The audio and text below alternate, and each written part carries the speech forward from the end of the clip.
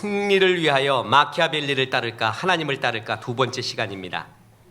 가나안으로 들어간 이스라엘 백성들은 크게 세 부류로 나눠지게 됐습니다.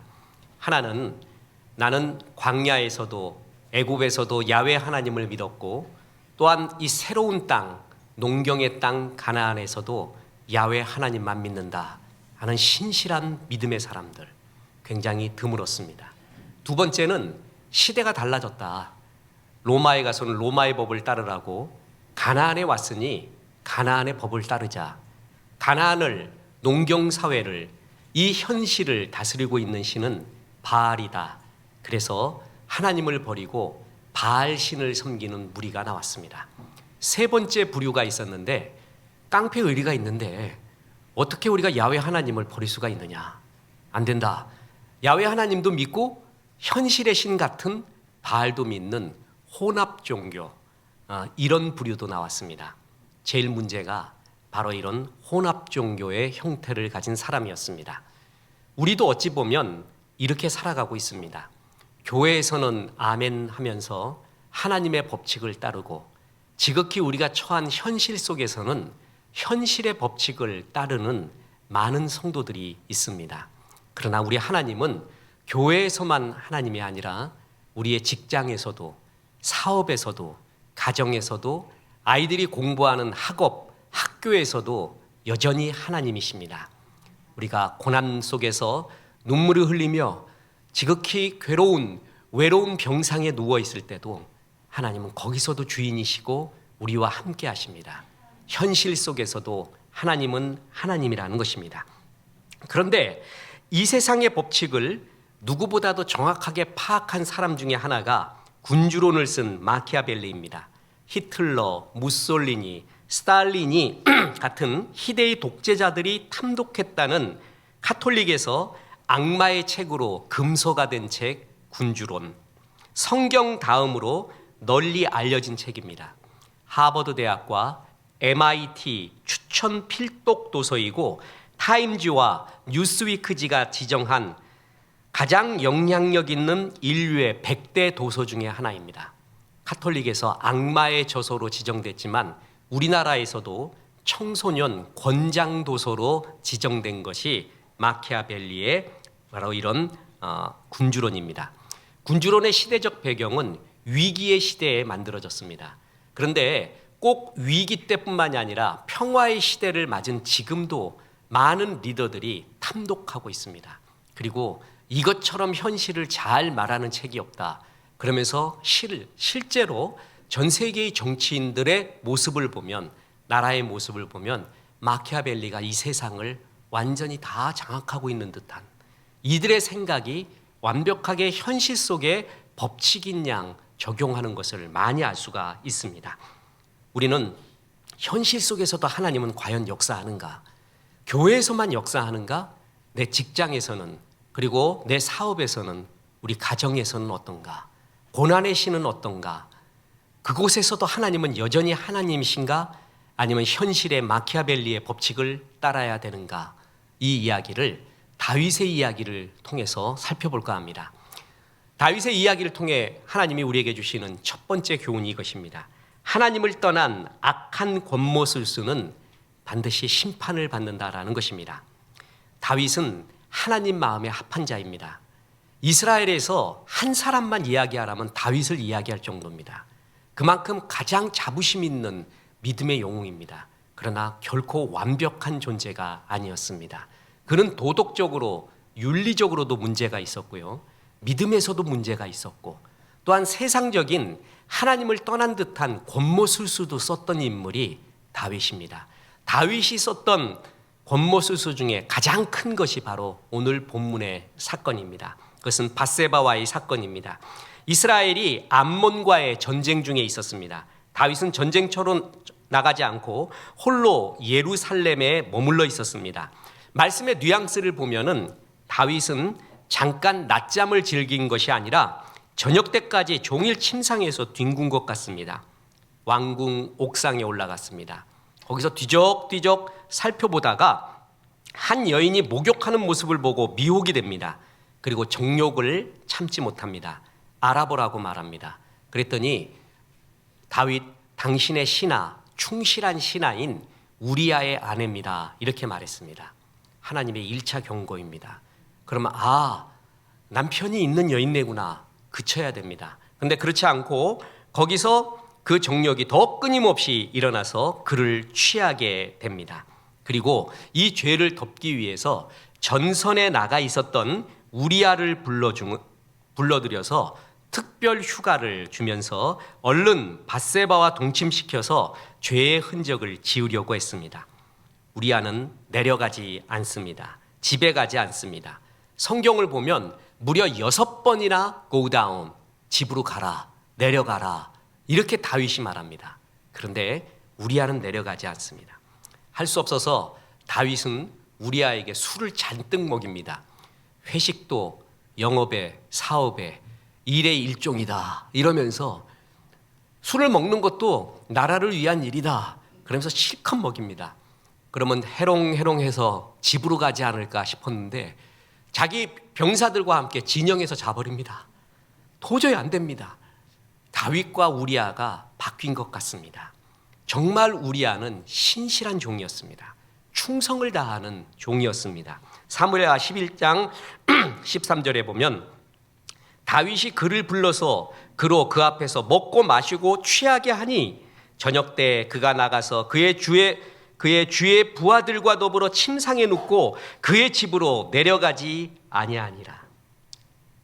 우리아는 자기의 아내를 뺏은 다윗을 위해 충성을 다하여 그렇게 술이 만땅이 된 상태에서도 정신을 차리면서 충성을 다하고 있습니다. 대단하지 않습니까? 우리아는 헷사람이었습니다. 이때 그 히타이트, 이방 족속이라는 얘기입니다. 그래서 이스라엘의 완벽한 일원이 되기 위해서 그는 더욱더 충성을 했는지도 모릅니다. 그랬더니 다윗이 이것을 보고 깨달았어야 되는데 그는 정말 악한 짓을 합니다. 자기의 악한 일을 도맡아 했었던 신복인 요압 장군이라고 있습니다. 이 악한 일을 다 처리했던 사람이에요. 다윗이 굉장히 이 악한 일에 신뢰했던 사람인데 이 요압 장군에게 나중에 솔로몬에게 유언을 줄 때 그를 죽이라고 말합니다. 요압은 절대 순수한 사람이 아니다. 이득을 위해 덤비는 사람이니까 너 그 사람 곁에 두면 안 된다. 이렇게 말할 정도의 사람이었습니다. 요압에게 편지를 보냅니다. 그래서 어떡하냐 하면은 돌격 앞으로 해라. 전부 적진의 최전방에 돌격 앞으로 한 상태에서 우리아만 놔두고 다 도망쳐라. 전사하게 만들어라. 이런 작전을 씁니다. 자, 사무엘하 11장 14절입니다. 아침이 되매 다윗이 편지를 써서 우리아의 손에 들려 요압에게 보내니 그 편지에 써서 이르기를 너희가 우리아를 맹렬한 싸움에 앞세워 두고 너희는 뒤로 물러가서 그로 맞아 죽게 하라 하였더라. 요압이 그 성을 살펴 용사들이 있는 것을 아는 그곳에 우리아를 두니 그 성 사람들이 나와 요압과 더불어 싸울 때에 다윗의 부하 중 몇 사람이 엎드러지고 헷사람 우리아도 죽으니라. 이걸 보면 마키아벨리즘을 보는 듯합니다. 하나님을 떠나서 곤모술수를 쓰는 다윗의 이야기를 봅니다. 어떻게 다윗이 이럴 수가 있을까? 그죠? 이런 사람을 용서하시고 품어주시고 다시금 세워주신 하나님을 찬양하는 수밖에 없습니다. 우리도 다 그렇지 않습니까? 우리도 다윗 같은 모습이 모두 있지 않습니까? 여러분도 그렇고 저도 그렇습니다. 하나님이 가리워줬기 때문에 사는 것이지 우리 속에 있는 이 죄성 때문에 다 이렇게 사는 거예요. 하나님 마음에 합한 다윗마저도 이렇게 살았습니다. 보십시오. 플라톤, 아리스토텔레스, 키케로 등 많은 철학과 사상가들이 정치란 무엇인가, 좋은 국가란 무엇인가에 대해 이야기해 왔습니다. 근데 마키아벨리는 이들이 한 말을 전부 반대합니다. 특히 플라톤을 한번 봐라. 이상 국가를 만들기 위해서 철학가들이 리더가 돼야 된다고? 그거는 이론이다, 동화다, 그런 거 없다 라고 말하는 거예요. 이들이 말해왔던 것은 상상 속의 나라다, 동화의 나라다. 그러면서 서양에서는 이때까지 플라톤, 아리스토텔레스 이후로 중세에 이르기까지 정치학은 곧 윤리학이었습니다. 그러니까 정치하는 사람들은 어떻게 살아야 되는가라는 관점, 도덕적 관점을 갖고 정치해야 된다. 그래서 정치학과 윤리학이 하나였습니다. 그런데 마키아벨리는 이걸 뒤집습니다. 잘 들어라. 어떻게 살아야 되는가 하는 거하고 사람이 지금 이렇게 살고 있다는 것은 분리돼야 된다. 그것이 같은 것이 아니라 이제껏 우리가 관심 가진 것은 사람은 이렇게 살아야 된다, 어떻게 살아야 된다라는 윤리적 관점으로 나라를 봤는데 사람은 그렇지 않다. 그것을 군주는 잘 알아야 된다. 그러면서 뭐냐 하면은 윤리학과 정치학을 분리시킨 최초의 근대 사상가입니다. 정치학과 윤리학은 같은 게 아니다. 치열한 현실과 이상은 같은 것이 아니다. 학자들은 관념을 말하지만 현실의 리더는 공동체를 먹여 살려야 된다. 그래서 때로는 거짓말도 해야 되고 사자처럼 용맹해야 하기도 하고 여우처럼 강교하기도 해야 된다. 일반 대중들에게, 일반 사람들에게 미치는 도덕, 윤리가 나라를 다스리는 데는 굉장히 걸치작스러운 것이 많다. 그래서 현실의 법칙을 따르기 위해서 거짓말도 하라. 때로는 그리고 잔인하게 죽이기도 해야 된다. 꼼짝 못하게 만들어야 된다. 여우가 되고 사자도 되라. 뭐예요? 짐승이 되라는 거예요. 그러니까 이런 말을 듣고 로마 카톨릭 교황이 가만히 있겠습니까? 이거는 악마가 보낸 사신이 만든 악마의 책이다. 그래갖고 금서가 된 것입니다. 특히 16장에서 18장에 나오는, 마키아벨리가 26장까지 돼 있는데 16에서 18장에 나오는 군주가 백성과 다른 나라 군주를 대하는 법, 이게 마키아벨리즘이에요.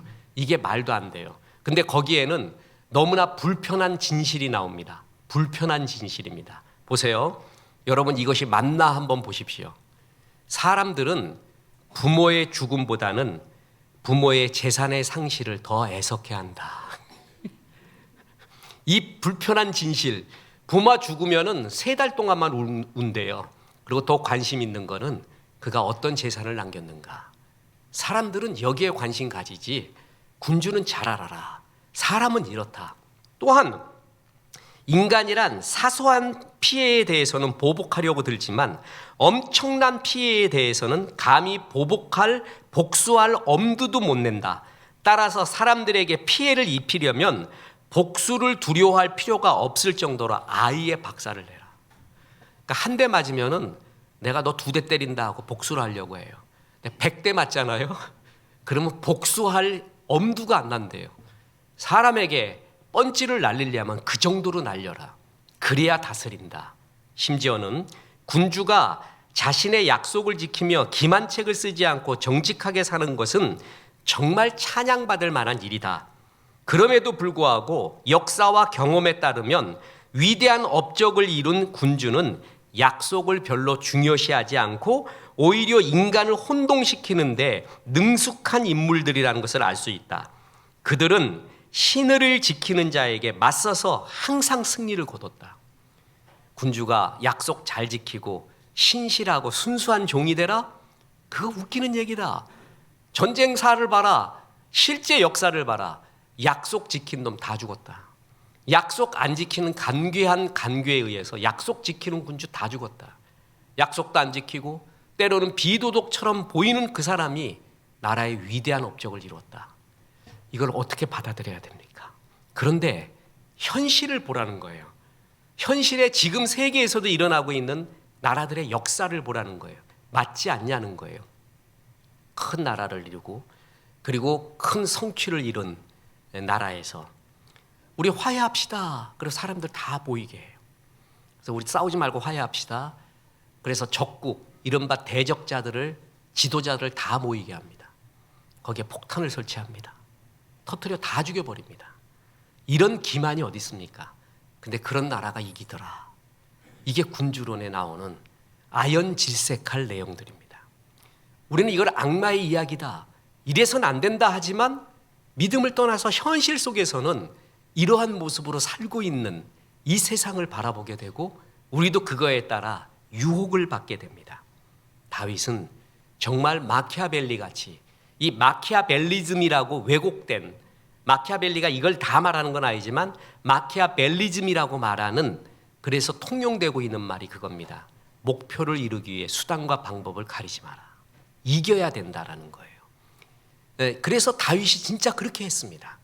이 얘기는 뭐냐면 우리의 가슴 속에 누구나 이런 죄성이 있다라는 것입니다. 다윗도 그랬어요. 근데 그 결과가 어땠는 줄 아십니까? 다윗이 승리한 줄 아십니까? 하나님이 치십니다. 집안에 칼이 떠나지 않습니다. 자식끼리 그렇게 싸웁니다. 특히 부모가 정말 좋아했던, 다윗이 좋아했던 자식이 압살롬이었습니다. 압살롬이 아버지한테 반역을 일으킵니다. 그 압살롬 때문에 도망을 갑니다. 그리고 압살롬은 제발 죽이지 말라고 하는데 압살롬을 죽여버립니다. 부하들이. 그때 웁니다. 가슴 깊이 피눈물을 흘리면서 압살롬아, 압살롬아.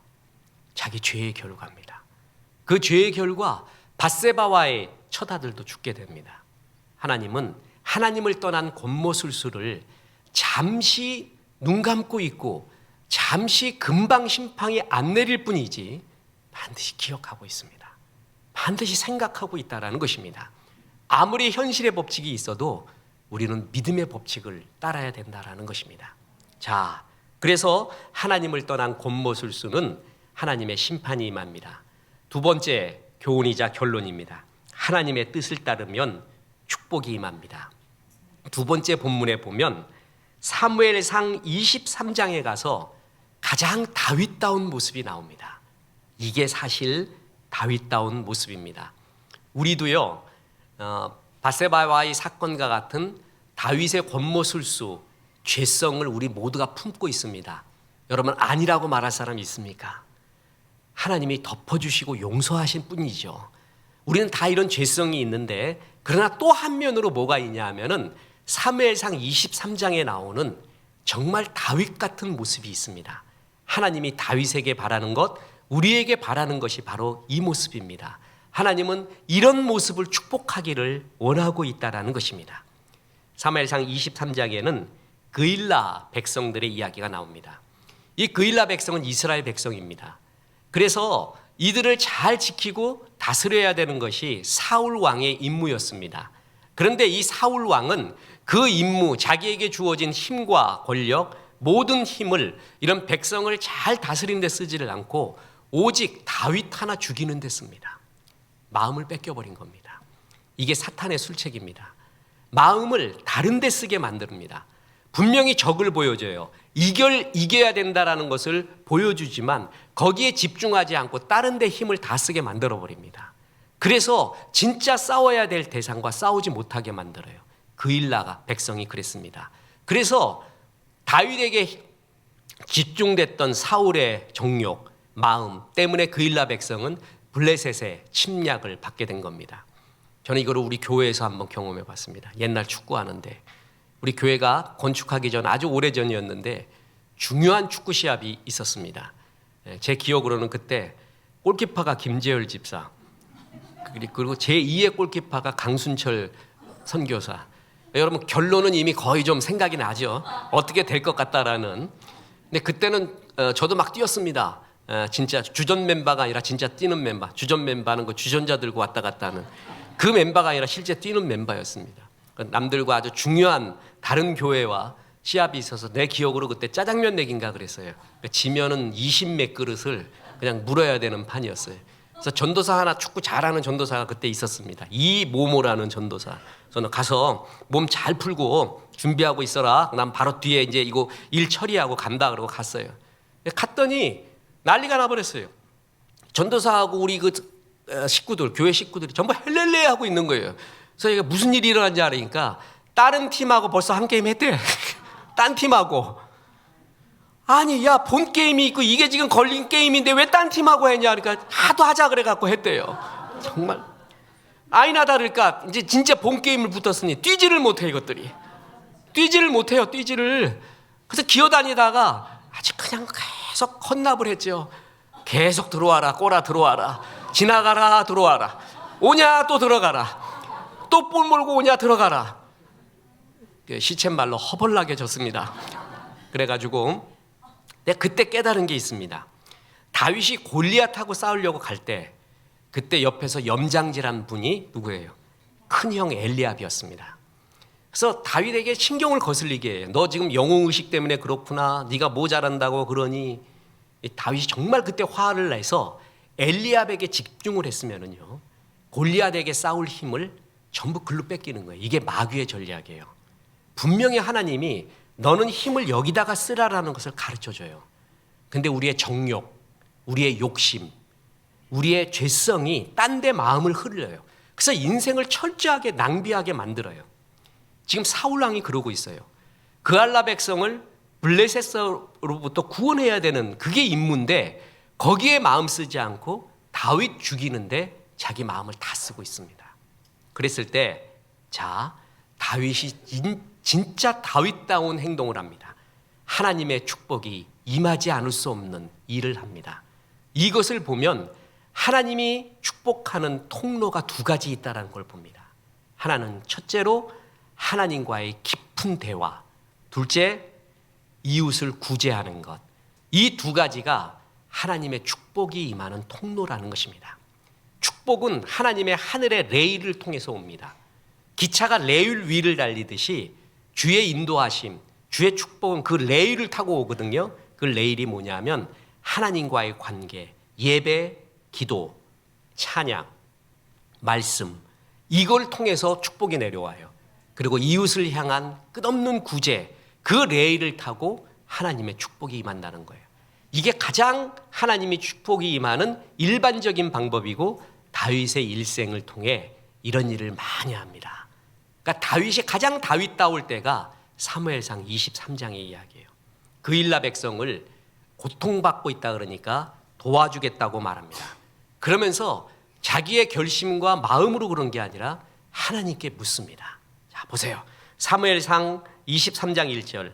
사람들이 다윗에게 전하여 이르되 보소서 블레셋 사람이 그일라를 쳐서 그 타작마당을 탈취하더이다 하니 이에 밑줄 친 거를 보십시오. 다윗이 여호와께 묻자와 이르되 내가 가서 이 블레셋 사람들을 치리이까?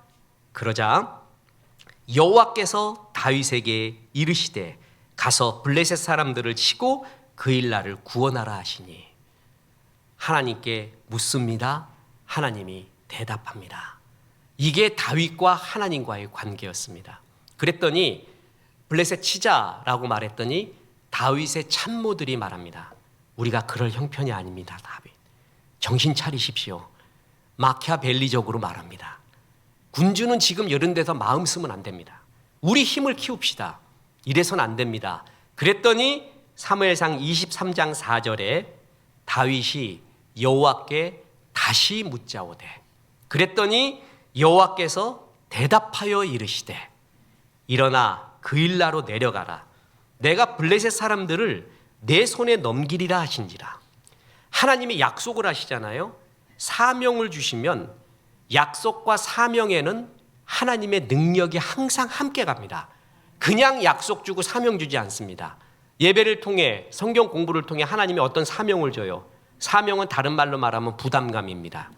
어떤 이상한 영적인 거룩한 부담감이 나한테 생겨요. 그러면 그냥 내버려 두지 않습니다. 그 약속을 이루기 위해 하나님은 반드시 열어놓은 길이 있어요. 능력까지 함께 줘요. 능력이 함께 오지 않는, 하나님의 힘이 함께 오지 않는 약속과 사명은 없습니다. 반드시 사명 줄 때는 하나님이 힘을 줘요. 보세요. 다윗이 여호와께 다시 묻자온데 여호와께서 대답하여 이르되 일어나 그일라로 내려가라.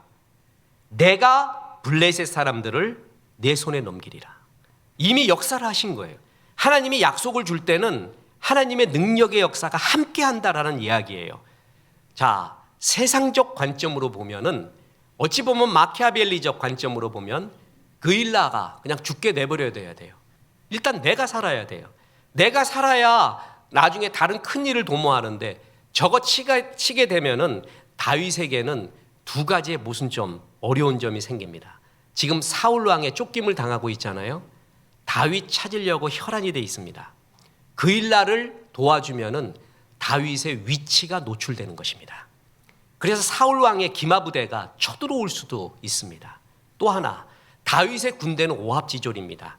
아둘람 굴에 다윗이 숨어 들어갔을 때 거기에 삶의 패잔병 같은 사람들이 몰려 들어왔어요.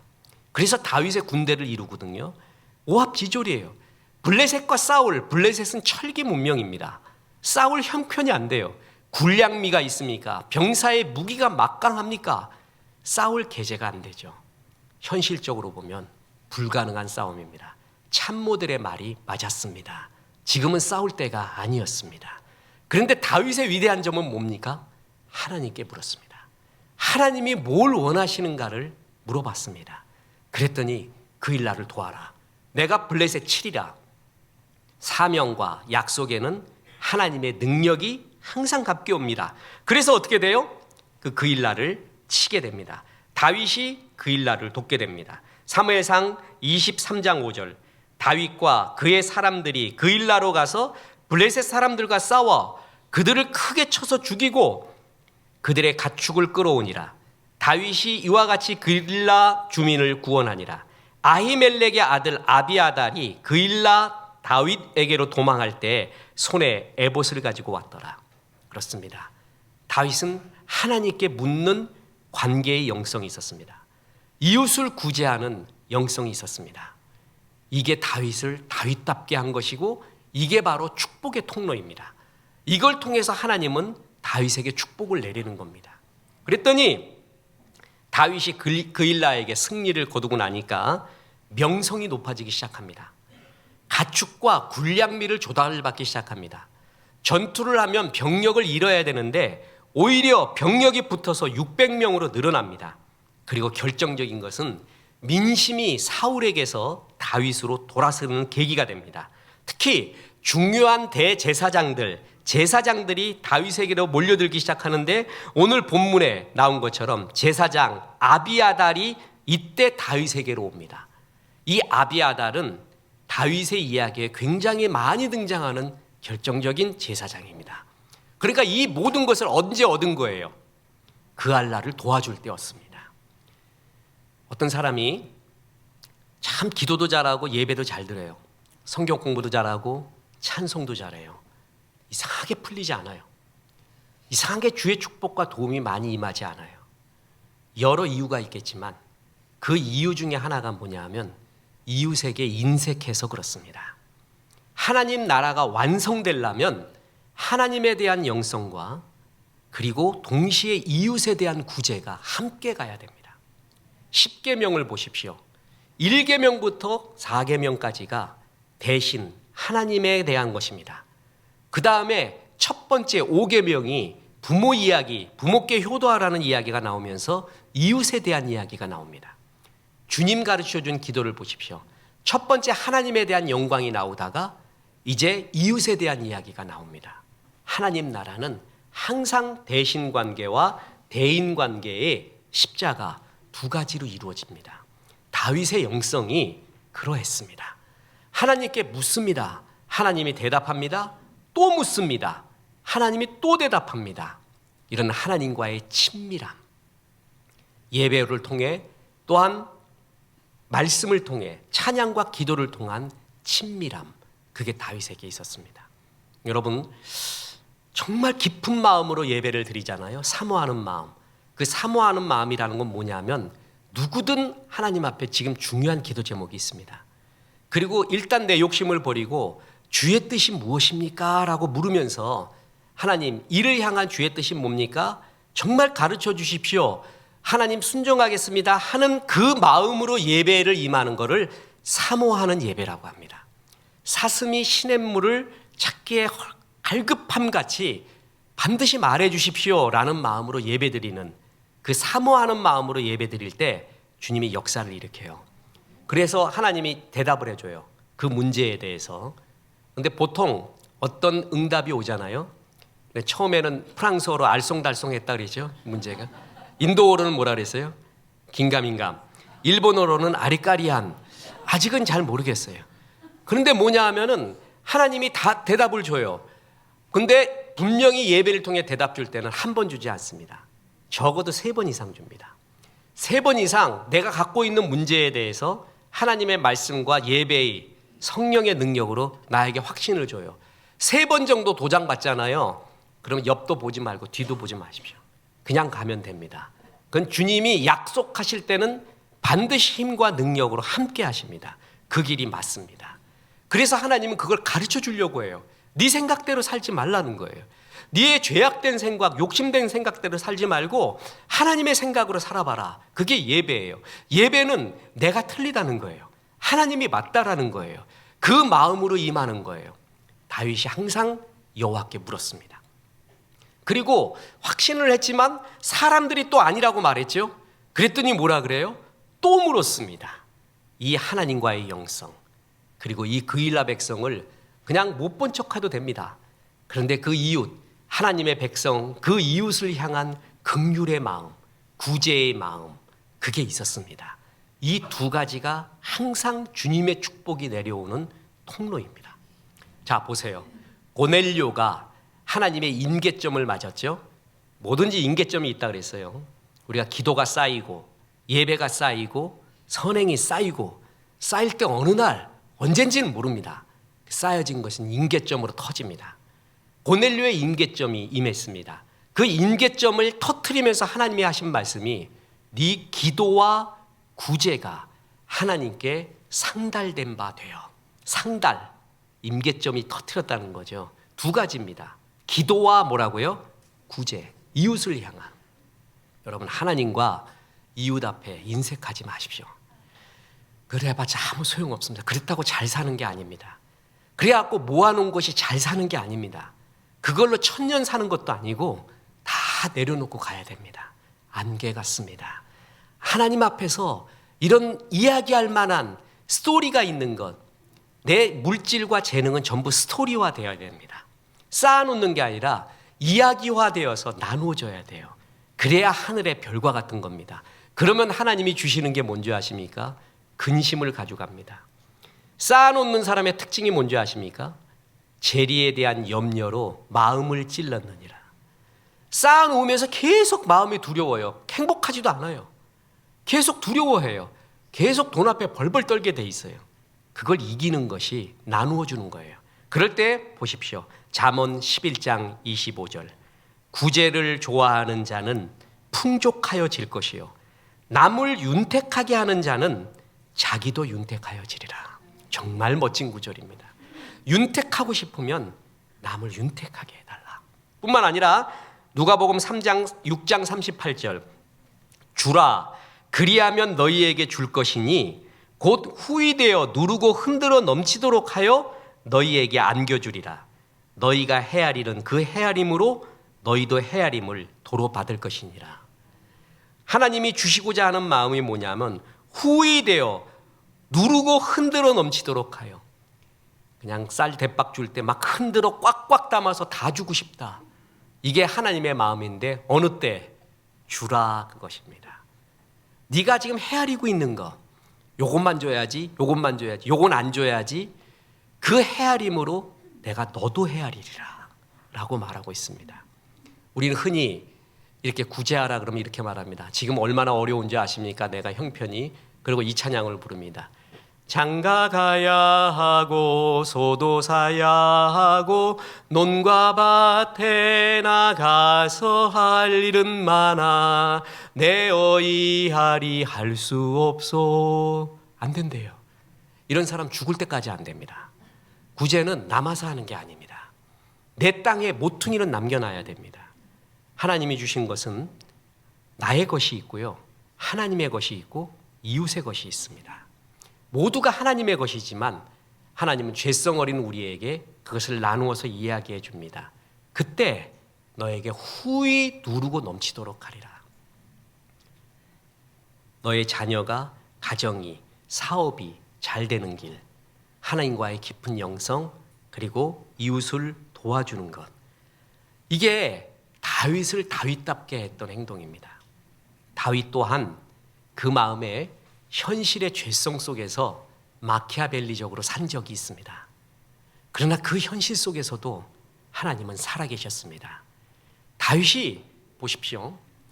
다윗은 현실 속에서도 나라를 부강하게 하고 이스라엘을 최고의 나라로 만든 위인입니다. 그런데 이 다윗과 같은 북왕국 이스라엘의 왕이 있습니다. 그가 바로 여로보암 2세입니다. 어찌 보면 다윗이 이루었던 현실적인 업적보다 더 뛰어난 업적을 이룬 게 여로보암 2세였습니다. 그런데 하나님이 여로보암 2세에 대해서는 말을 하지 않습니다. 그냥 악한 자의 상징으로 보고 있습니다.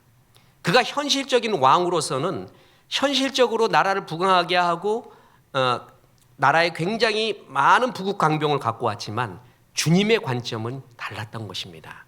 우리가 바라는 것은 주님의 관점입니다. 세상 역사가 말하는 것이 아닌 주님의 관점이 뭔가를 봐야 됩니다.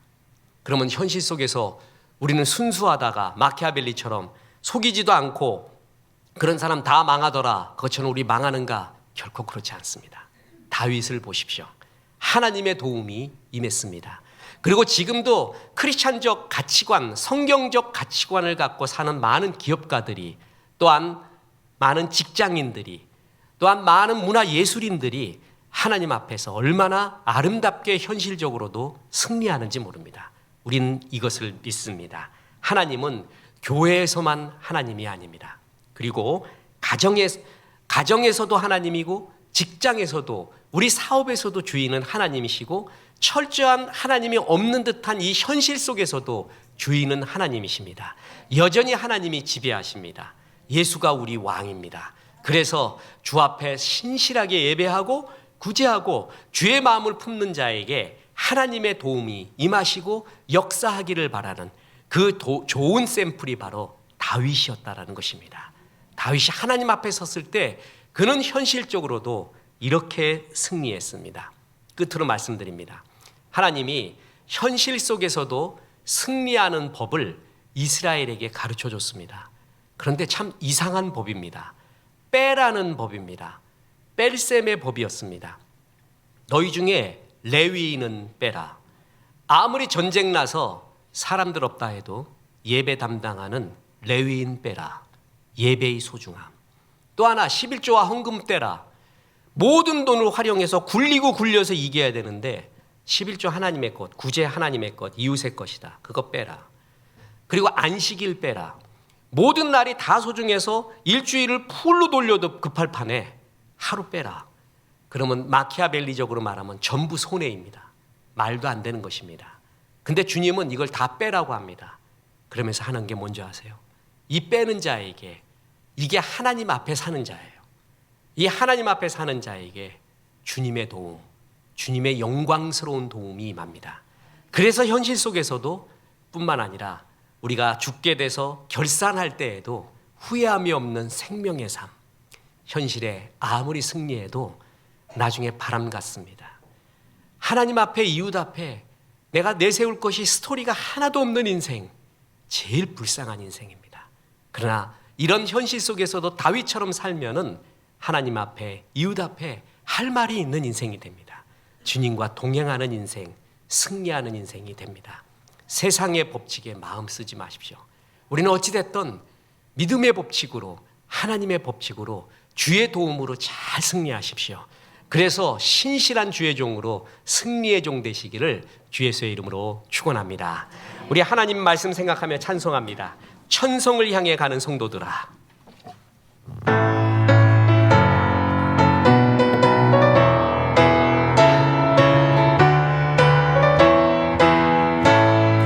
천성을 향해 가는 성도들아, 앞길에 장애를 구경하라.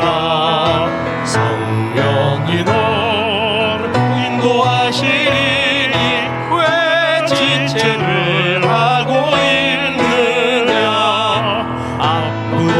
앞으로 천성을 향해 나가세. 천성문만 바라로 나가세. 모든 천사 너희를 영접하러 문 앞에 기다려 서인. 너 가는 길을 누가